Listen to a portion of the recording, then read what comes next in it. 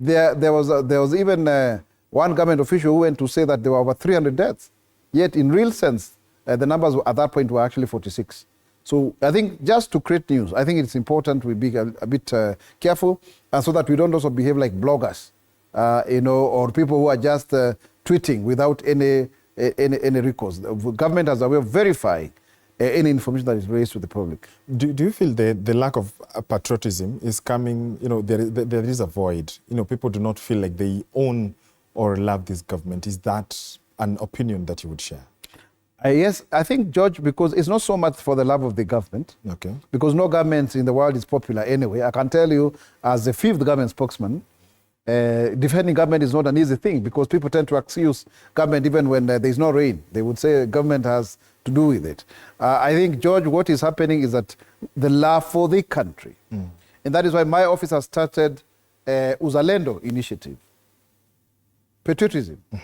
The patriot, Isaac Mwaura, is saying, Mimi ni Mkenya mzalendo. Je, wewe?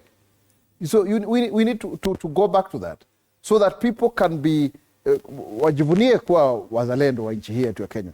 But you find people would want even to denigrate the standing of our nation just because it fits a political narrative.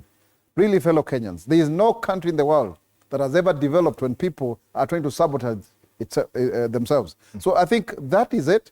The younger generation, the Gen Zs, the Gen Alphas, we need to speak to them. Just recently, we were at Buruburu Girls High School. We had a very good time about that. We were at Menengai, school. We have been to several Githurai schools. I think 5 of them together. We'll continue with that, because we need to really amplify this Uzalendo, so that people can own it, and the country can resonate with that. One of the key national values, in my opinion, that if it is implemented together with the nationhood, Utaifa, we'll be able now to move many people in terms of their own philosophy, in terms of their own commitment to securing that which is of national public good, rather than seeing it as an opportunity for them also to enrich themselves, or actually just anarchy, destroying things for the sake of it, George Maringa. So I think that is a serious challenge we have as a nation. I think we start this conversation at home, let people speak to their children, and let's also entrench this. We are already doing an ethics curriculum.